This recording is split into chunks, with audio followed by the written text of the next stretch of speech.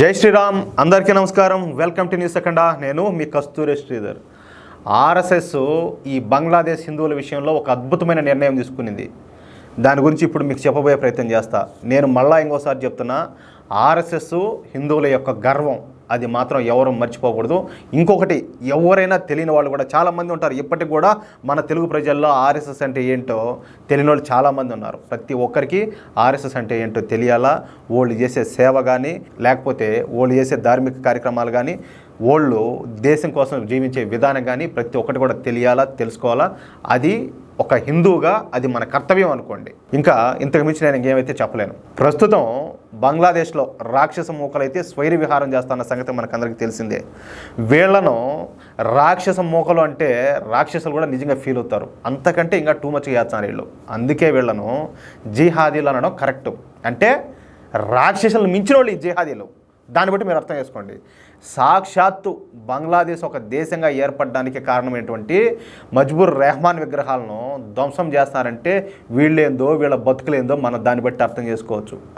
అసలు వీళ్ళకి అసలు విశ్వాసం ఉండదా, నీతి ఉండదా, జ్ఞానం ఉండదా, ఏముండదు నాయన. అసలు వాళ్ళు మనుషులు అసలు ఇటాటి వాళ్ళు అసలు ఎందుకు పుడతారో కూడా అర్థం కాదు. ఈ పిచ్చిన డాష్ గాళ్ళు తమ దేశ ఆస్తులను వాళ్ళే ధ్వంసం చేసుకోవడమే కాకుండా హిందువులపై పడి వస్తూ ఉంటారు.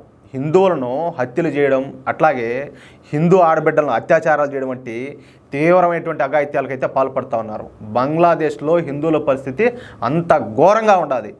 ఇప్పుడైనా కూడా ప్రత్యక్ష సాక్ష్యం మీరు కాశ్మీర్ చూడొచ్చు. కాశ్మీర్లో ఏం జరిగి ఉండదో మీరు చూసి ఉండకపోవచ్చు. కేరళలో ఏం జరుగుతుందో మీరు పట్టించుకోకపోయి ఉండకపోవచ్చు. లేకపోతే పశ్చిమ బెంగాల్లో ఏం జరుగుతుందో మీ దాకా వచ్చి ఉండకపోవచ్చు. కానీ ఇప్పుడున్న పరిస్థితుల్లో బంగ్లాదేశ్లో ఏం జరుగుతుందో, ఇప్పుడున్న టెక్నాలజీ, ఇప్పుడు ఈ మొబైల్ ఫోన్ల వాడకం, ఈ టీవీలు, ఈ కథకు ప్రతి ఒక్కరికి ఈ న్యూస్ అందుతుంది, ప్రతి ఒక్కరికి తెలుస్తుంది. ఒకవేళ అంతా అజ్ఞానులు ఎవరైనా ఉంటే మీరు చెప్పే ప్రయత్నం చేయండి, నాయన ఈ మారి జరుగుతుందని. ఇంకో విషయం నేను ముందుగా అడుగుతున్నా, అసలు బంగ్లాదేశ్లో హిందువుల పరిస్థితి ఈ మాదిరి ఉండాలి, ఇదిగో ఇట్లా జరుగుతుంది ఈ మారినని చెప్పి మీ స్నేహితులతోనో లేకపోతే మీ కుటుంబ సభ్యులతోనో దీని గురించి ఎంతమంది చర్చించినారు? మీ మనసాక్షిని ప్రశ్నించుకోండి. ఒకవేళ మీరు ఇంతవరకు ఆ ప్రయత్నం చేయకపోతే ఖచ్చితంగా ఇదిగో బంగ్లాదేశ్లో ఈ విధంగా జరుగుతుందని చెప్పేసి ఆ విధంగా ముందడుగేయండి. సరిగ్గా ఈ సమయంలోనే మన రాష్ట్రీయ స్వయం సేవక్ సంఘం ముందుకొచ్చింది. ఆర్ఎస్ఎస్ ప్రచారకు, ఈయన పేరు భయాజీ జోషి, ఈయన మాట్లాడుతూ ఏమన్నారంటే, బంగ్లాదేశ్లో హిందువులు తీవ్ర ప్రమాదంలో ఉన్నారు. అస్సలు ఇప్పటి వరకు ఎంతమంది హిందువులు బ్రతికుండారో, ఎంతమంది చనిపోయినారో కూడా అర్థం కావడం లేదు. ఈ సమయంలోనే మన హిందువులకు మనం అండగా నిలవాలా.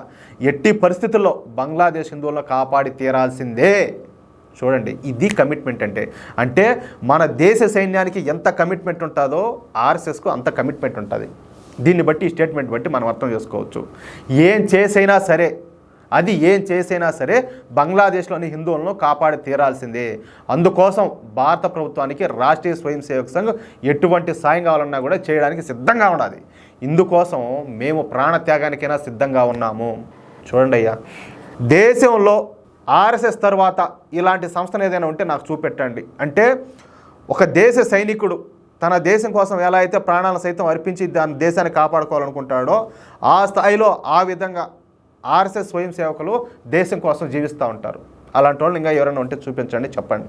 అంటే మేము ప్రాణ త్యాగానికైనా కూడా సిద్ధంగా ఉన్నాము, కానీ బంగ్లాదేశ్ హిందువులు మాత్రం సేఫ్గా బయటపడాలంట.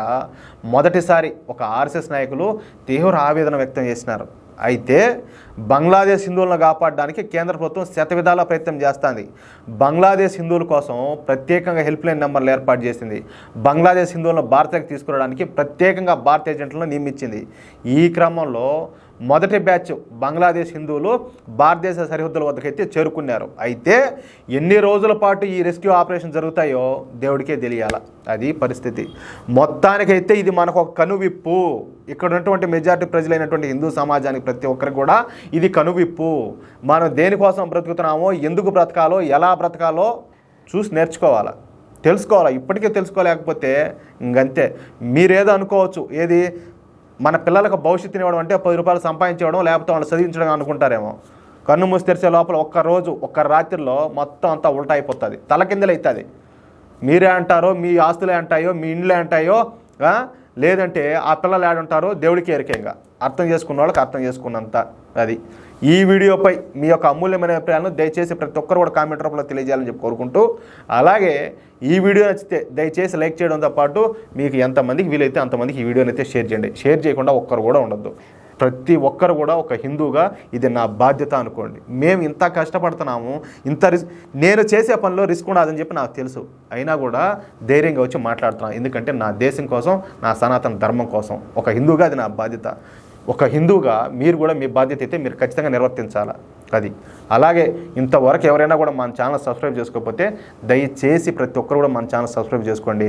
అలాగే తప్పనిసరిగా నోటిఫికేషన్ల కోసం బెల్ సింబల్ అయితే క్లిక్ చేయండి. ప్లీజ్ మాకు సపోర్ట్ చేయండి. జై శ్రీరామ్.